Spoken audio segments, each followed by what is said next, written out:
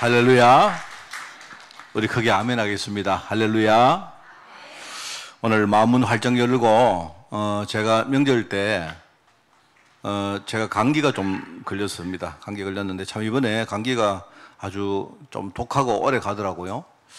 여러분도 오늘 아마 푹 쉬시고 그랬을 줄 믿습니다만은 마음은 활짝 여시고 오늘 하나님 말씀을 듣는 그런 축복의 시간이 꼭 되기를 바랍니다.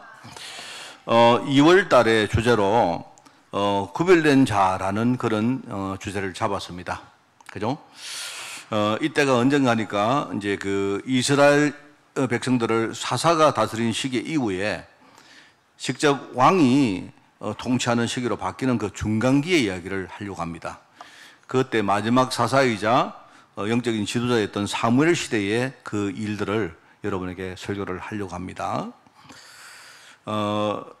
모든 시기가 똑같습니다만은요, 항상 그렇습니다. 그런데 특히 어려움 당할 때는 지도자 역할이 굉장히 중요합니다. 그죠? 그런데 이 사사 시대에는 지도자들이 오히려 문제를 막 일으켜서 나라를 막 힘들게 만들고 그랬죠. 또 그렇지 않은 시기에도 이 지도자가 눈을 제대로 못 열고 어려움이 와도 왜 그런지 이유도 모르고 해법도 모르고 하는 그런 시대였습니다. 그러다 보니까 현장은 얼마나 힘들겠습니까? 현장에 지금요 여러 가지 저주와 재앙 때문에 현장이 아주 힘들었고, 문제는 그 미래 희망이 안 보이기 때문에 백성들이 막 갈급해하고 막 방황을 하는 겁니다. 지금은 조금 어려워도 우리가 미래 희망이 보이면 우리가 좀 이렇게 방향을 잡고 좀 이렇게 기다릴 수 있지 않습니까? 근데 희망이 안 보이는 거예요, 이 시대가. 그런데 하나님은 이런 시대에 한 사람의 지도자를 세워서 이 시대를 타개할 희망을 하나님이 보여주신 겁니다. 그 사람이 누구냐? 바로 우리가 알다시피 이 시기에 시험받은 특별한 인물이 누구냐? 바로 나실인으로 구일받은 사무엘입니다. 그죠? 사무엘도 삼손처럼, 그죠? 태어나면서부터 나실인이었는데, 근데 이 두 사람의 삶과 그 남긴 그 열매가요, 굉장히 다르죠. 그런데 우리 사무엘상의 그 기록을 읽어보면 이런 시대 살릴 지도자 한 사람을 세우는데 하나님이 그 이전에 말입니다, 굉장히 많은 사건들이 일어납니다. 얼마나 많은 아픔과 눈물과 기도라는 그 배경이 있었는지 이걸 하나님이 말씀을 하시는 거예요. 여러분, 똑같습니다. 지금 우리가 이렇게 사용하는 명칭은 다르지만 하나님이 우리를요 성도로 불렀습니다. 성도. 여러분, 성도란 말이 무슨 말입니까? 성도란 말은 구별된 백성이라는 뜻입니다. 그죠? 우리가 똑같이 보면 다 사람 아닙니까? 우리가 불신자들이나 우리나 똑같이 보이지만요, 그런데 우리 안에는 하나님의 언약이 있어요. 하나님의 약속이 있습니다. 그걸 볼 때 우리가 하나님이 구별된 백성이고, 또 하나님은요 우리를 통해서 지금 많은 영혼들을 살리기를 원하십니다. 우리가 전도자로 부름받았다 이 말입니다. 말하면 이걸 여러분이 아셔야 돼요. 그러니까 신문으로 볼 때는 여러분 나실인이라는 말하고 성도라는 말이 같은 말입니다. 우리가 신문으로 보면, 그리고 우리의 사명과 역할로 보면, 그죠? 제사장이라는 말하고 전도자라는 말이 그게 같은 말이에요. 의미가 같다 이 말입니다. 그래서 하나님이 지금 우리를 이렇게 구별된 사람으로 하나님 세웠기 때문에 2월달 4주 동안 여러분 다 알고 있는 내용을 메시지를 하겠습니다. 그냥 우리가 하나님이 우리를 성도로 불렀고 전도자로 불러셨는데, 그렇다면 하나님은 우리 눈을 가지고 무엇을 보기를 원하실까 하면 여러분이 이걸 진짜 생각하셔야 돼요. 그리고 우리가 어떤 배경을 진짜 가지고 있어야 될까 알고 계시죠? 하나님이 사무엘을 세우기까지 어떤 배경을 준비했는가 알고 계시지 않습니까? 그리고 우리가 이걸 안다면 그럼 우리가 남은 인생 주시는 그 힘과 에너지를 가지고 우리가 어떤 사역에 집중을 해야 되겠습니까? 이게 우리 2월 달에 들을 메시지입니다. 한 가지 더 이야기를 하면요, 우리가 이렇게 하는데 주의하고 경계할 것이 있어요. 이걸 우리가 알아야 됩니다, 여러분. 이걸 내가 4주 동안 설교를 할 것입니다. 그래서 오늘 첫 번째 이제 주로 구별된 사람으로서 우리가 뭘 우리가 봐야 될 것인가? 우리가 발견할 현장이 무엇인가? 현장에 우리가 발견할 것이 무엇인가를 여러분이 진짜 제대로 알고 오늘 결론을 내리는 그런 날이 꼭 되기를 바랍니다. 하나님은 우리가 눈을 열기를 원합니다. 여러분, 세상을 한번 보십시오. 세상에는요, 경제, 기술, 무슨 문화 이런 걸 보면요, 대단합니다. 그걸 보면요, 세상은 다 가진 것처럼 보입니다. 정말 그래요. 그런데 한 가지가 지금 사람들이 보지 못하고 있는 게 있다 이 말입니다. 지금 저는 진짜요, 처음에 이걸 제가 이해를 잘 못했는데 지금 보면요, 제가 어릴 때하고 지금하고 비교해 보면, 저는 1960년도 태어난 사람이기 때문에 제가 60년생인데요. 근데 그때 어릴 때하고 지금하고 비교해 보면요, 그때가 지금보다 훨씬 못 살았습니다. 그거 확실하죠?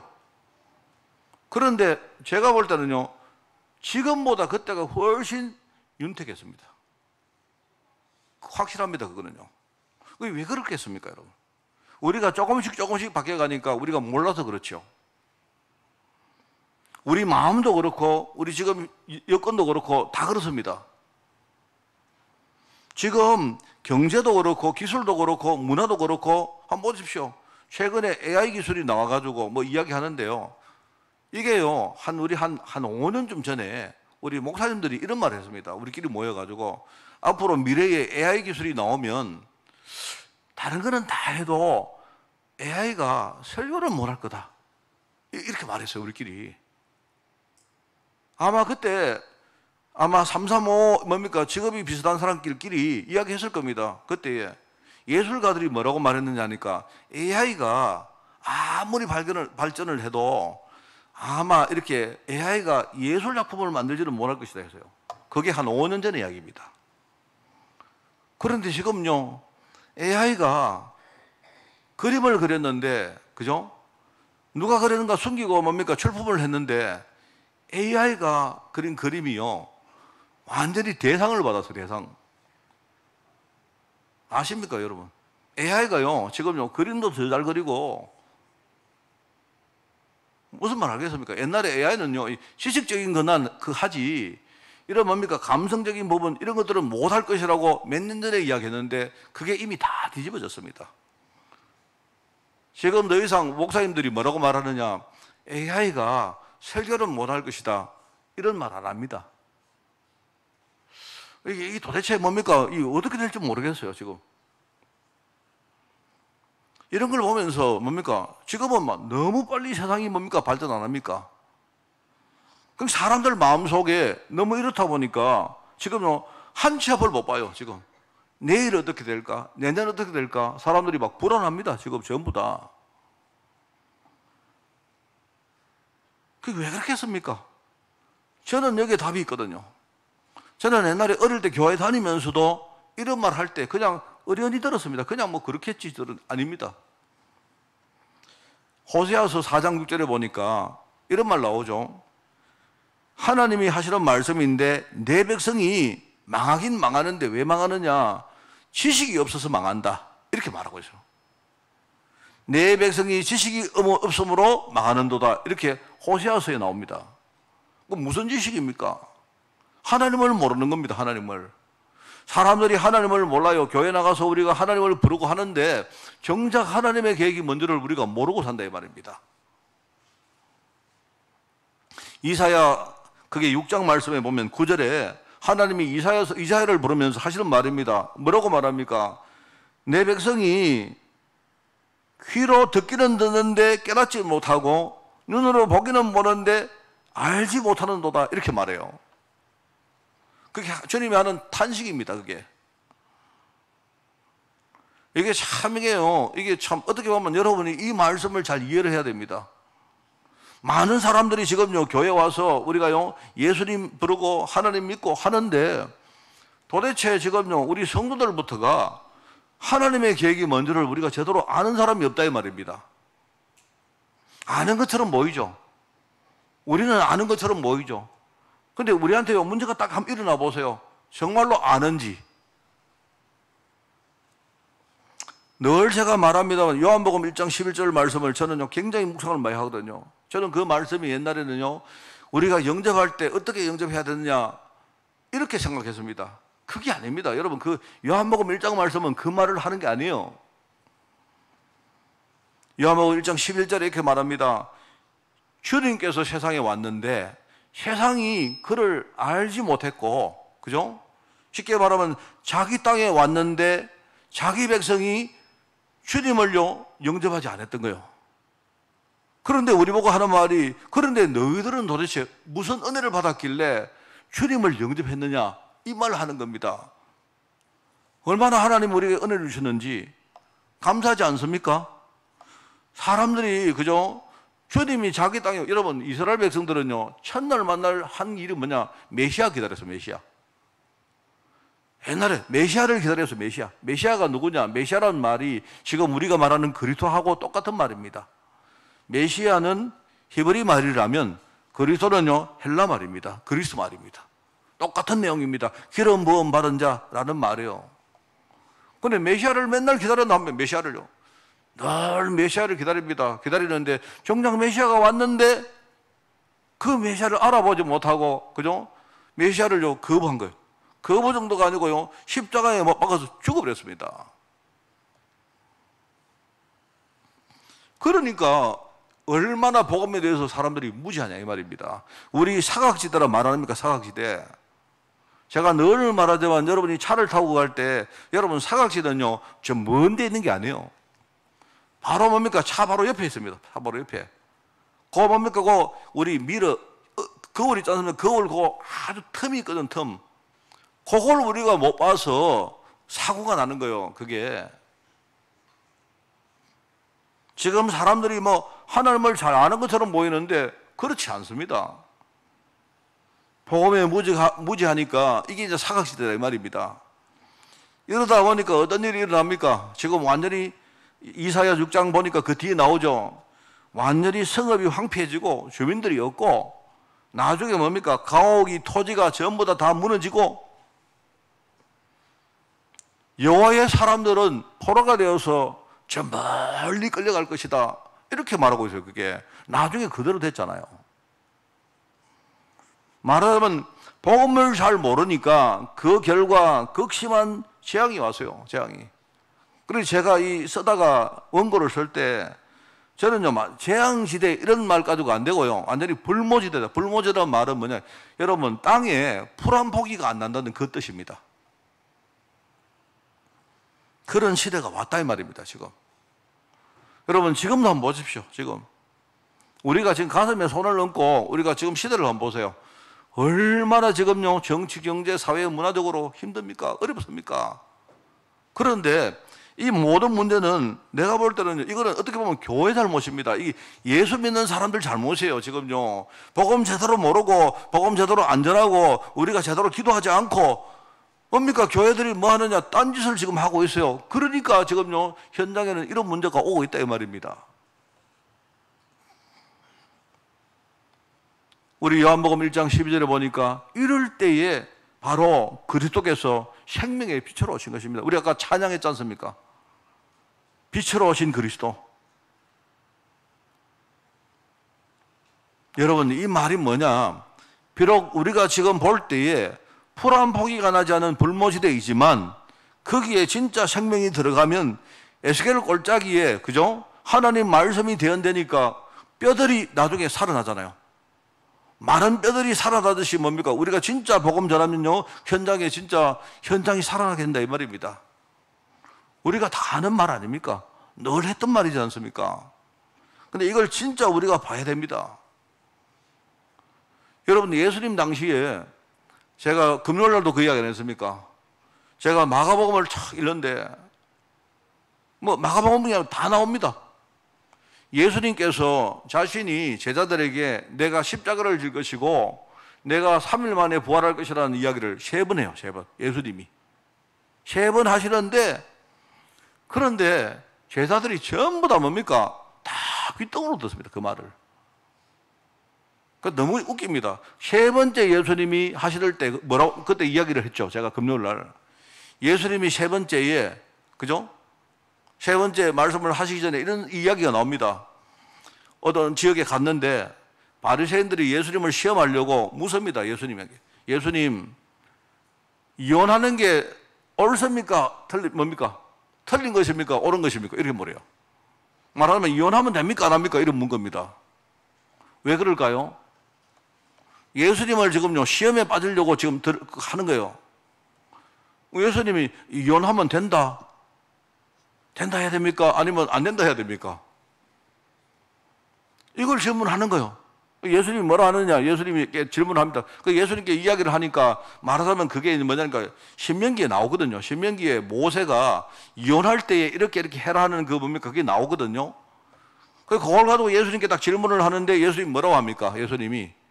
예수님께서 뭘 말하느냐? 이 사람들은 이혼에 대한 규례가 옳으냐 그러냐 이걸 묻는데 예수님은 뭘 말합니까? 그 말씀을 하시는 게 아니고 너희들이 결혼할 때에 말하면 한 남자와 한 여자가 만나서 결혼을 할 때에 과연 결혼 언약을 너희들이 알고 있느냐? 이렇게 대답을 합니다. 여러분 그 이혼 규례보다 훨씬 중요한 게 뭡니까? 그 결혼 언약이죠. 사람들이 결혼 언약을 모르고 뭡니까? 뭐 결혼하니까 같이 살만 뭐하고 헤어지면 뭐합니까? 지금 그 말이거든요, 지금. 여러분, 무슨 말인가 이해하시겠습니까? 사람들이 진짜 하나님의 뜻을 모르니까, 언약을 잘 모르니까 맨날 딴 이야기 합니다, 딴 이야기.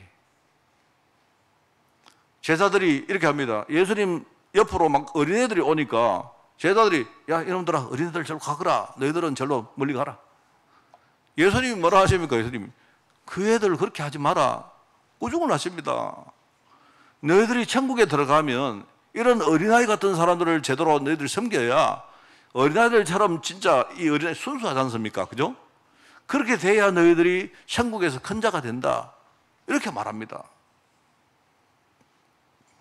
여러분, 사람들이 제가 이야기했죠. 성전 안으로 들어가는 사람들이 내가 성전에 들어가서 내가 죄를 사하고 그 다음에 뭡니까? 거기서 내가 진짜 거듭남을 입고 어쩌고 저쩌고 들어가는데 정작 목적이 뭔지를 모르는 거예요. 왜냐니까 목적은 뭐냐? 바깥에 있는 뜰에 성전에 못 들어가는 사람들이 있는데 그 사람들을 살리기 위함인데 근데 그 사람들은 너희들은 여기 들어오면 안 돼. 이렇게 하는 거예요. 누가 거기에 못 들어옵니까? 애들이 못 들어오지요. 이방인들이 못 들어오지요. 거기에요. 병자들이 못 들어옵니다. 그 사람들이 성전에 들어가서 열심히 뭡니까? 예배를 드리는데 왜 예배를 드리는지 이유를 모르는 거예요. 우리가 세 가지 뜰을 하는 게 그겁니다, 여러분. 그렇게 하다가 예수님께서 뭡니까? 하도 답답해서 예수님이 이야기하죠. 예수님이 내가 십자가를 질 것이고 내가 부활할 거다 하는데요. 제자들이 아예 그 말을 의미도 모릅니다. 그래서 제가 너무 답답해서 그 이야기하는 금요일 날 예수님이 그 이야기 하시자마자 하는 말이 야고보하고 요한이 예수님 나중에 예수님이 진짜 왕자리에 앉으시면 야고보와 요한이는 뭡니까? 형제거든요, 형제. 자기 둘이가요, 그 세베대 아들 형제거든요. 하는 말이 예수님, 나는 예수님의 오른편에 세워주시고 말하면 내가 예수님 오른팔 되게 해주시고 우리 동생은 예수님 왼팔 되게 해주세요. 이렇게 말합니다. 예수님이 내가 죽는다는데 지금 십자가를 지고 내가 죽을 것이다 하는데 그 말을 안 듣는 거예요, 이 사람들이.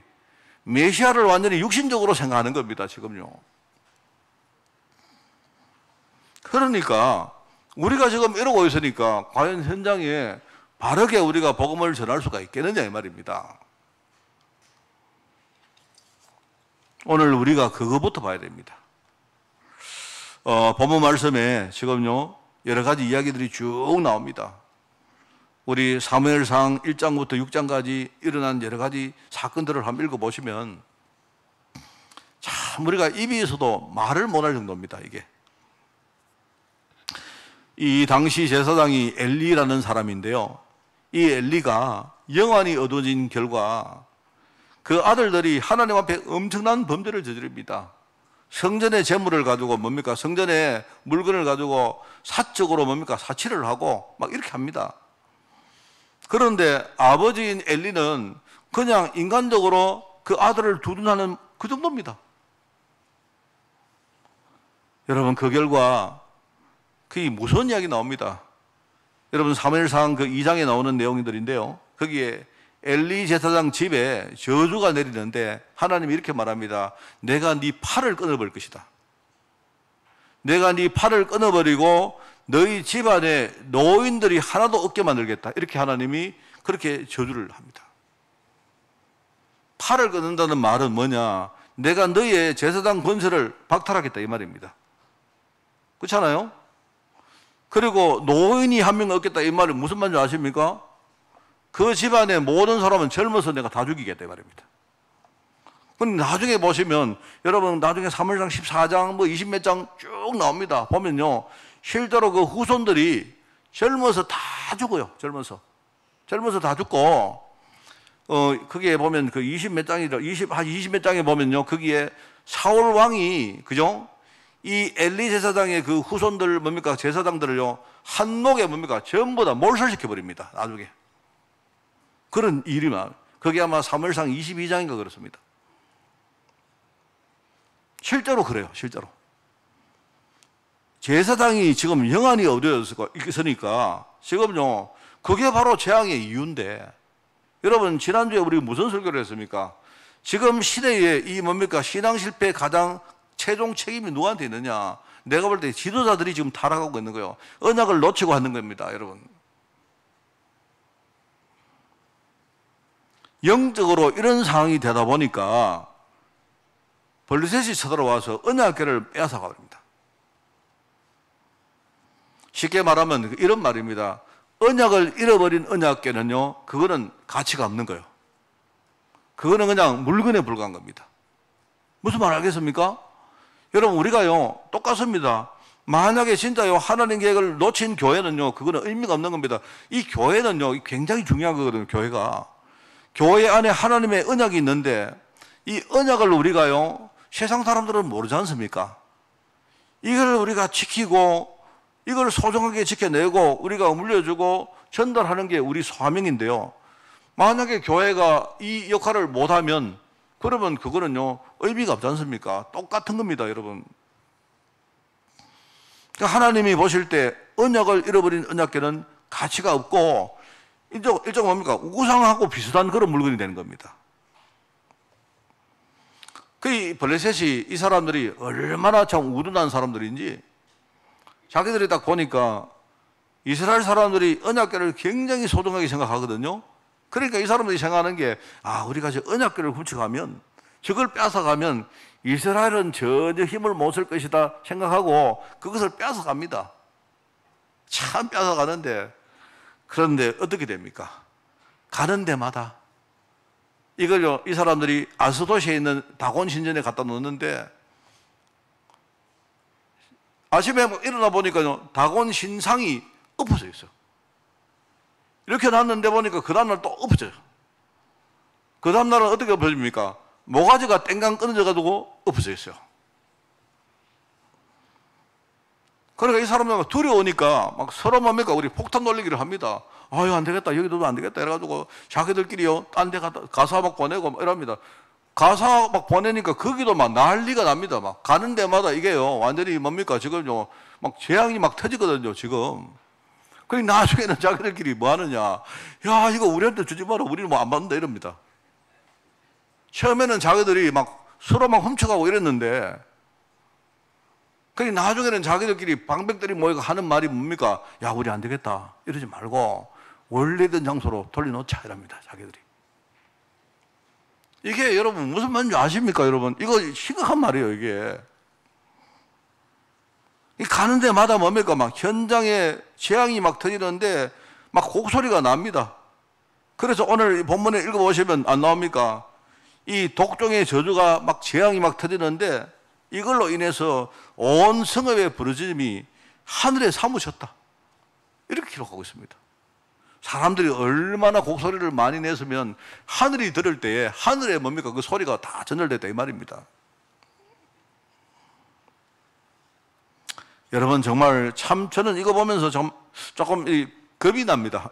사실은 제가요. 그 아스도시에 뭡니까? 있는 그 다곤 신전에 그 다곤 신상이 목이 탱강 끊어져 죽었죠. 뭡니까? 엎어졌죠. 제가 성경을 쭉 읽어보면요, 거기 그런 거 나오거든요.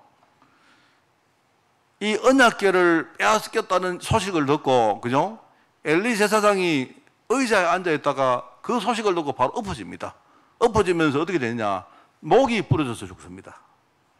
그게 내가 볼 때는 이게 관계가 있을지 내가 모르겠는데, 이 정도로 뭡니까? 이게 영적으로 엄정한 거예요, 여러분.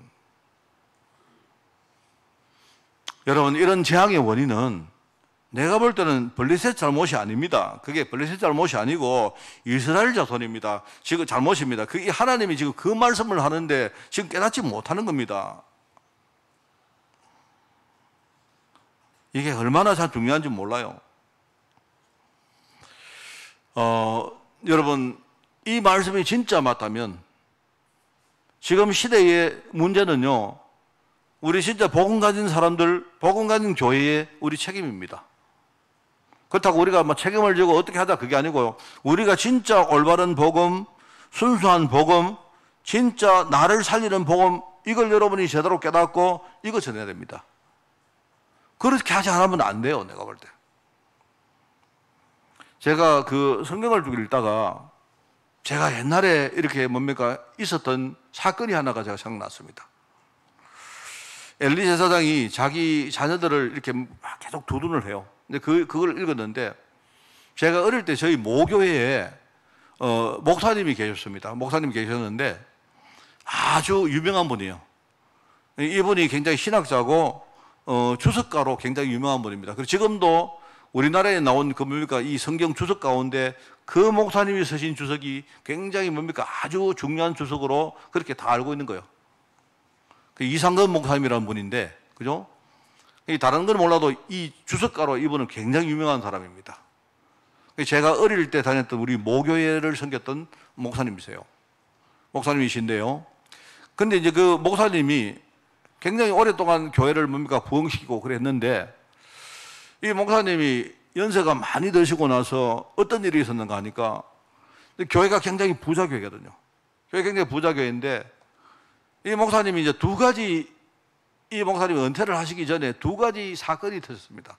그게 이제 굉장히 이 목사님이 참 목회를 잘하셨는데 계속 이 목사님에게 굉장히 뭡니까 부담이 되어지고, 이 목사님에게 일단 꼬리표 같이 그렇게 달린 그 사건이 두 개가 있었는데, 하나는 뭐냐니까 이 목사님이 자기 둘째 아들이 있었는데, 둘째 아들이 뭡니까 사업을 하다가 이렇게 뭔가 굉장히 실패를 한 거예요.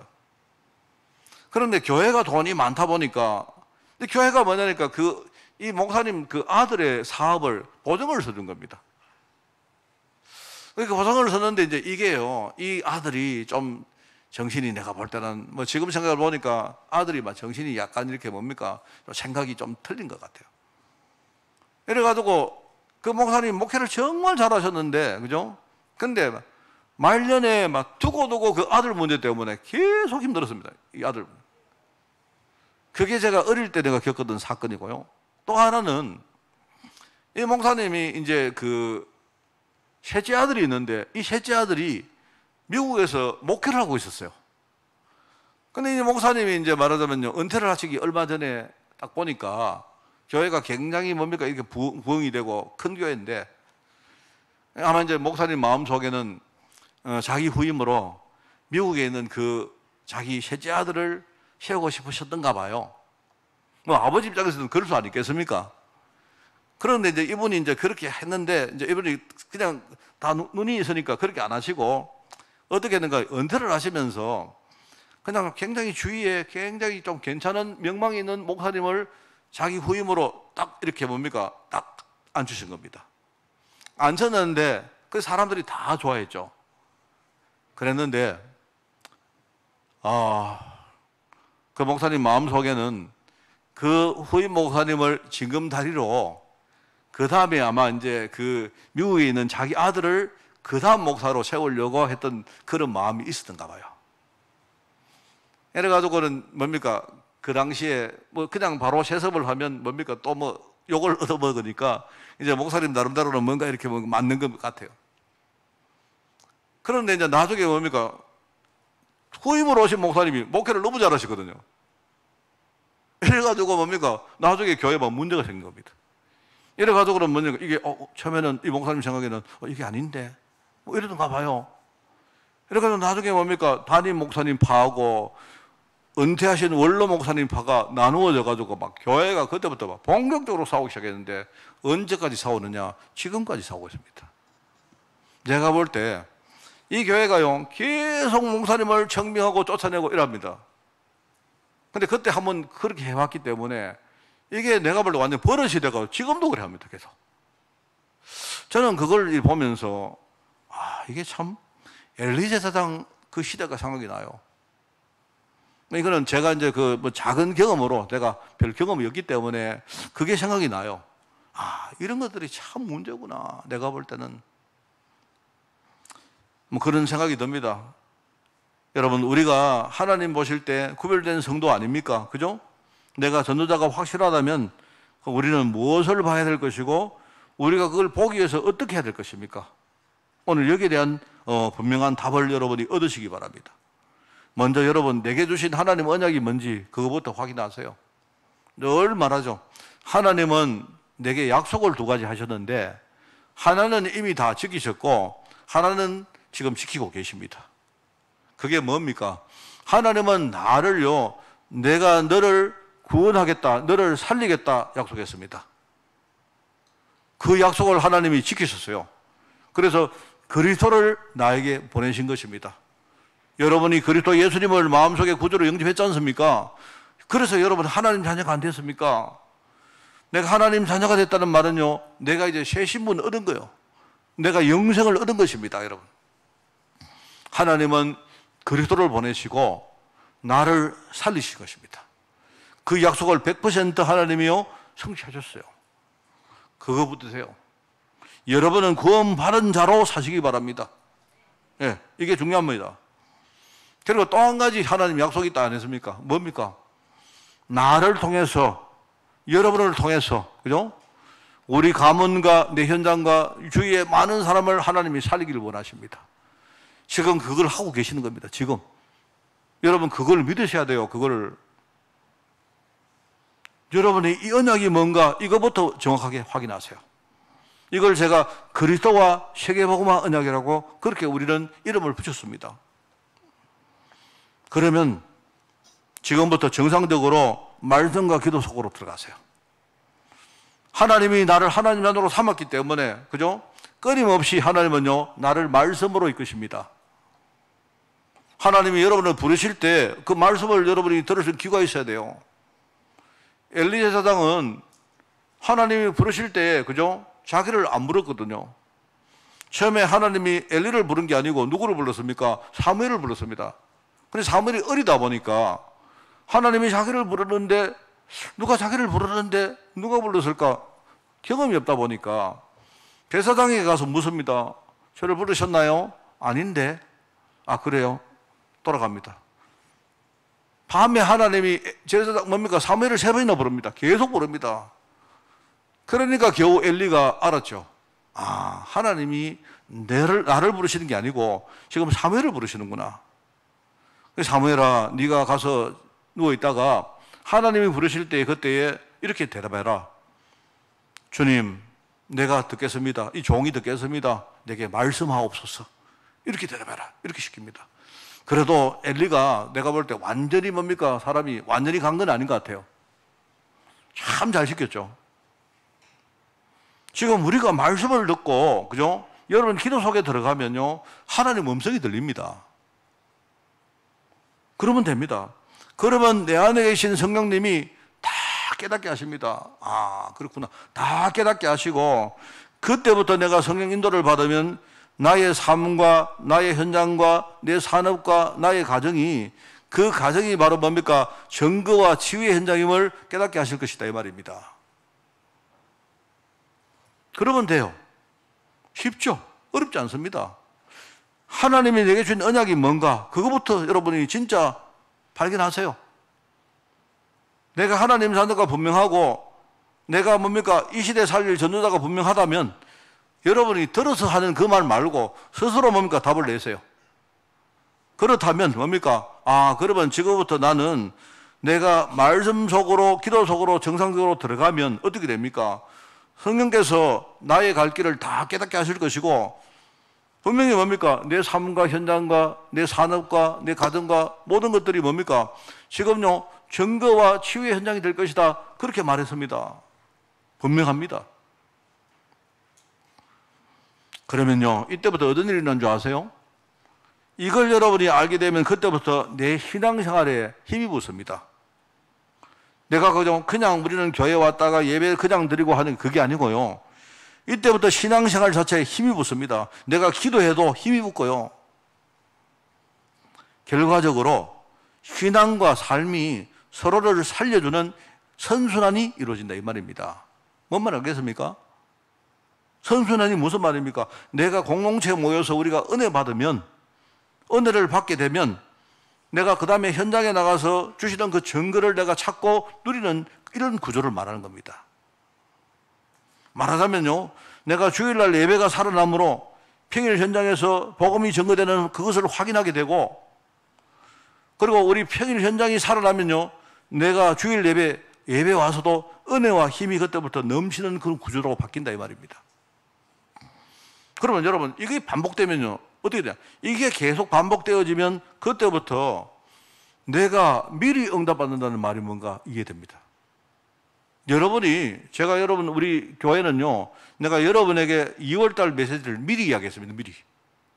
여러분은 미리 말씀을 묵상하시다가 주일날 교회 오셔가지고 말씀을 들으면서 확인하시는 거예요. 아, 이게 하나님이 나에게 미리 응답 주시고, 미리 은혜 주시고, 미리 확인케 하신 그거구나. 그러면 여러분, 확실한 뭡니까? 여기서 확인을 가지고 현장으로 가는 거예요. 그걸 가지고 우리가 미리 응답받는다 이렇게 말하고, 우리가 싸우지 않고 이긴다는 말이 그 말입니다. 싸울 필요가 없습니다. 이미 우리가 미리 응답 받아버리면요, 싸울 필요가 없죠. 안 그래요? 내가 만약에 한 이정시쯤 된다. 그러면 누가 어떤 사람이 와서 나보고 뭡니까? 누가요? 내가 길 가다가 차를 주차했는데 어떤 사람이 와가지고요, 나보고 주차비 1,000원 내놔라. 그러면 이재용 씨가 그거 싸우겠습니까? 아, 여기 당신 누구 땅인데 당신이 내 마음대로 누구 마음대로 내한테 1,000원 달라 하느냐? 그거 싸우겠어요? 안 싸우죠. 내가 미리 응답 받아버리는데, 아마 이재용 씨쯤 되면요, 10,000원짜리 주면서, 그래, 9,000원 가지세요. 이렇게 안 하겠습니까? 이게 여러분 무슨 말인가 이해해야 됩니다. 정말입니다.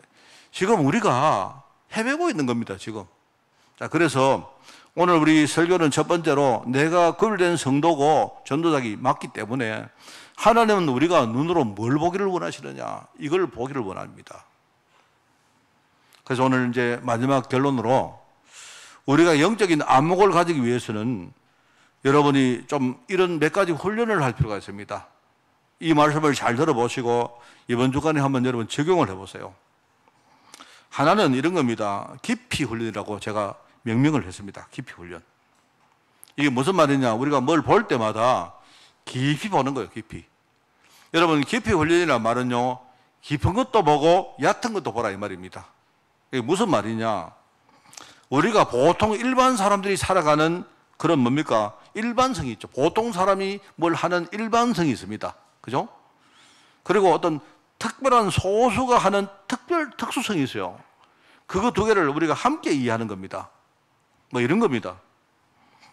여러분, 여러분은 아마 보편적으로 우리가 직장에 들어가면, 우리 청년들 같으면요, 대략 월급을 받으면 한 200만 원, 300만 원, 좀 많이 받으면 한 400만 원, 500만 원 이렇게 안 받겠습니까? 그죠? 그렇게 되겠죠. 그렇습니다. 우리의 수준이 그렇습니다. 보통 사람들은 그렇게 삽니다. 그렇죠? 그런데 우리가 내가 비록 200만 원, 300만 원 내가 벌지만 내 인생 자체가 거기에 머물러서면 안 되죠. 그죠? 그렇지 않습니까?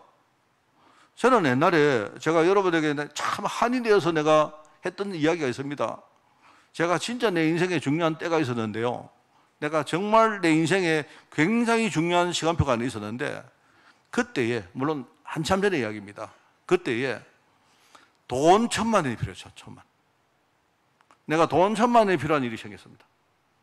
그런데 내가 그때 생각할 때 이 1,000만 원이 그때 물론 큰 돈이었는데 천만 원이 딱 있었으면 그때 내 인생을 뭡니까? 바꿀 수 있는 그런 기회가 있어요, 저한테. 그런데 그때, 천만 원 이러니까 갑자기, 내 같은 사람이 천만 원이 어디 있나 싶더라고요. 제가 그때는요, 제가 전혀 재산이 돈이 없을 때거든요. 제가 내용은 내가 이야기 안 하겠습니다. 그때만 어떤 천만 원이 딱 있으면 내가 그토록 꿈꿔왔던 일이 막 이루어지는 일이 생겼어요, 저한테. 근데 천만 원을 이야기 안 하면 참 좋았겠는데, 그때요, 천만 원 이야기를 누가 천만 원 드리라는 거예요. 그래서 제가 이제 내가 그때, 지금 내 인생에 진짜 참 기회인데 싶은 생각이 있습니다. 그래서 집에 왔는데 제가 돈이 없으니까 저희 아버지한테, 아버지, 제가 천만 원이 필요한데 아버지 천만 원 안 되겠습니까? 이래 물었습니다. 그리고 저희 아버지도 늘 하루 벌어서 하루 먹고 사시는 분이기 때문에 그때 아버지가 하시는 말씀이, 야야, 우리 집에 천만 원이 어디 있노?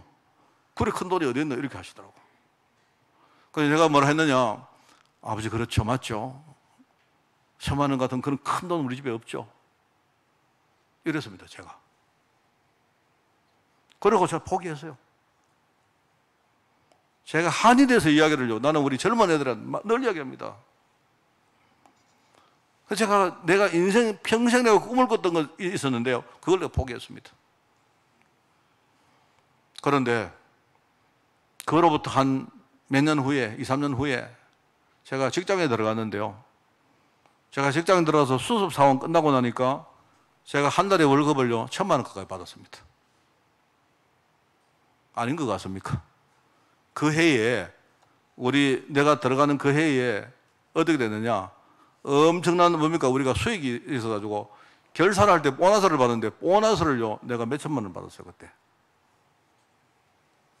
그때 내가 놀랐습니다. 그때 나는 진짜 바보처럼 살았구나. 나는 맨날 뭡니까, 한 돈 100만 원 벌어가지고 먹고 사는 그거가 맞죠. 그런데 사람이 안 그렇습니까? 내가 100만 원짜리 인생이지만 내 꿈은 뭡니까? 내가 100만 원짜리입니까? 내 꿈은 100만 원이 아니고 내 꿈은 1억도 되고 10억도 되고 100억이 돼야죠. 그거 두 개를 같이 봐야 된다 이 말입니다. 그리고 어떤 사람은 또 이런 사람이 있습니다. 아이고 100만 원 받아가고 뭐합니까? 사람이 한 방에 우리가 몇 억을 벌어야죠. 그것도 틀렸습니다. 내가 볼 때. 우리가 일반성하고 특수성을 같이 봐야 된다 이 말입니다. 여러분, 많은 사람들이 지금요 무슨 말을 하겠죠? 여러분 꿈꾸는 거하고 내가 욕심 부리는 거는 그거는 다른 이야기입니다. 뭔 말 알겠죠? 나는 100만 원짜리지만, 나는 비록 내 인생이 100만 원짜리 인생이지만 내 꿈은요 100억을 꾸야죠. 내가 여러분이 좋아하시는 돈으로 말하는 겁니다. 이거 두 개를, 그러면 내가 100억을 꿈을 꾼다고 그럼 100만 원을 가졌게 봅니까? 아니죠. 내 꿈이 결국은 100만 원에서 시작된다는 걸 알아야 돼요. 우리 지금요 많은 우리 성도들이 우리가 현장을 보면서 우리가 흥하게 보면 안 돼요. 이 훈련을 해야 됩니다. 우리가 사람을 봐도 안 그렇습니까? 지금 이 사람은요 굉장히 사람 보잘것없는 사람인데 이 사람이 계속 보잘것없다고 어떻게 아십니까? 지금은 사람이 되게 뭡니까? 좀 부족해도 나중에 복음받고 이 사람 실제로 치유받고 하면요 아주 멋진 사람이 될 수 있잖아요. 그거 두 개를 같이 봐야 우리가 전도할 수 있다니까요. 자, 이해하셨습니까? 그 훈련을 하는 게 깊이 훈련입니다. 맨날 뭡니까? 여러분이 내 자신을 바라보고 나는 안 돼, 나는 안 돼. 왜 여러분이 안 된다고 생각합니까? 지금은 내가 안 되지만 내 안에 계시는 성령님이 나를 나중에 뭡니까? 멋있게 세울 수 있지 않습니까? 또 그렇다고 어떤 사람은요 맨날 푸짐하게 뭡니까? 이러면 또 안 되죠. 자기 눈앞도 봐야 되죠. 이 두 개를 함께 이해하는 훈련을 꼭 하셔야 돼요. 우리 어르신들에게 꼭 부탁드립니다. 우리 나이가 들면요 늘 우리가 마음에 내가 힘이 없고 늙었고, 아닙니다. 여러분, 그렇지 않습니다. 여러분이 생각 잘못하시는 겁니다. 제가 볼 때 연세가 드신 분들이요 인생의 최고로 멋있는 인생을 살 수가 있어요. 제가 말했죠, 외로운 게 아니고 옆에 사람은 외롭다고 생각하지 마세요. 홀가분하다 생각해요. 홀가분하다. 어떤 그렇습니다. 제가 만난 어떤 분이요, 나는 우리 우리 영감도 이제 돌아가셨고, 영감이 안 계시니까 얼마나 좋습니까, 내가. 그러니까 여러분이 뭐든지 우리가 하나님 자녀는 뭡니까? 우리가 뭐에 매이지 마세요. 알겠습니까? 그렇다고 여러분 부품해지지도 말고. 우리 청년들은요, 여러분이 어릴 때부터 이 훈련을 안 되어지면 나중에 여러분이 제대로 응답받을 수가 없어요. 내가 넓이 훈련이라는 말을 붙였습니다. 뭡니까? 우리가 뭘 볼 때 넓게 봐야죠. 흔히 내 자신을 기준으로 보는 걸 우리가 주관성이라고 말합니다. 주관적이라고 말합니다. 그죠? 일종의 우리가 말하는 소신입니다. 소신. 그죠? 그래서 내가 소신을 가지고 있다는 건 중요하죠. 그런데 여러분, 소신하고 고집은 또 달라요. 그죠? 내가 소신을 가지지만 뭡니까? 모든 사람이 가진 기준을 또 우리가 이해해야죠. 그거 수용해야죠. 내가 소신 가지는 건 좋은데 고집 부리면 안 되죠. 다른 사람도 우리가 수용하고 넓게 봐야죠. 아, 저거는 저 사람의 생각이구나. 아, 그럴 수도 있겠구나. 내가 저 사람에게 얻을 것도 많구나. 내가 내 생각이 다가 아니구나. 이것도 봐야죠. 그리고 또 여러분이 또 기가 또 얇아가지고 맨날 다른 사람 말 들으면 됩니까? 내가 다른 거 몰라도 내 소신은 있어야죠. 내 소신이. 이 두 가지를 여러분이 함께 수용하는 걸 가지고 넓이 훈련이라고 이름을 붙여봤습니다. 넓게 보라 이 말입니다. 자, 그 다음에 세 번째는 뭡니까? 높이 훈련입니다. 높이. 우리가 세상에 필요한 것이 있죠. 경제, 건강, 사람 필요합니다. 맞죠? 세상에 경제 없고 여러분 건강하지 않으면요, 우리가 못 삽니다. 굉장히 힘듭니다. 맞잖아요. 그런데 우리가 세상에 필요한 것도 봐야 되지만 또 하나는 뭡니까? 하늘에 신령한 것도 우리가요, 알아야죠. 이거 두 가지를 함께 우리가 제대로 알고 회복하는 겁니다. 우리가 영적으로 편향되면 안 돼요. 어떤 사람이 이랍니다. 아이고, 아프다가 죽으면 천국 가지. 천국 가면 좋은데 안 간다니까요. 천국 안 가진다니까요. 내가 말하지만 여러분, 아프면 천국 안 갑니다. 천국 안 가서요, 잘. 뭔 말인가 모르겠습니까? 저도 그렇습니다. 저도 내가 옛날에 뭘 모를 때 아이고, 뭐 아프니까 뭐 아프면 뭐 아프다가 막 천국 가면 되죠. 사람이 잘 안 죽어요. 여러분, 제 말을 믿으세요. 여러분이 죽으려고 해봐요. 목사님, 자살하면 안 됩니까? 해보세요. 자살이 잘 되는가. 희한하다니까요, 여러분이. 어떤 사람이 그럽니다. 자기 자살하려고 했는데 갑자기요, 자살하려고 목을 맸는데 끈이 뚝 떨어버렸대. 뭐 그런 사람도 있습니다. 의외로 사람이, 그죠? 우리 굉장히 찔깁니다. 알겠습니까? 하나님이 우리를 찔기게 만들어 놨어요. 그러니까 아프지 마시고, 그죠?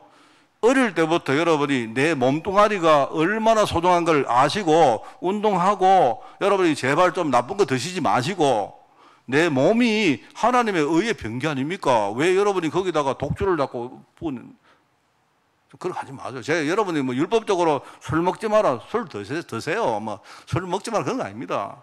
담배 피우지 마라, 그런 이야기 하는 게 아니라니까요. 우리가 그렇게 하지 말고, 내가 좋은 공기, 좋은 음식, 좋은 생각, 하나님이 나에게 신령한 것들을 얼마나 많이 만들어 놨습니까?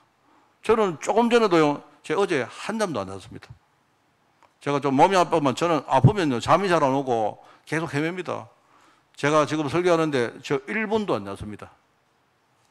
제가 멀쩡하죠? 왜 멀쩡한 줄 아세요? 저는요, 피곤하면 호흡합니다. 호흡을 얼마나 많이 합니다. 저는 아침에도 호흡했고, 새벽에도 호흡했고, 아까 제 방에 와서도 계속 호흡했고, 강단에 올라서 계속 호흡했습니다. 멀쩡하게 제가 설교 안 합니까, 지금?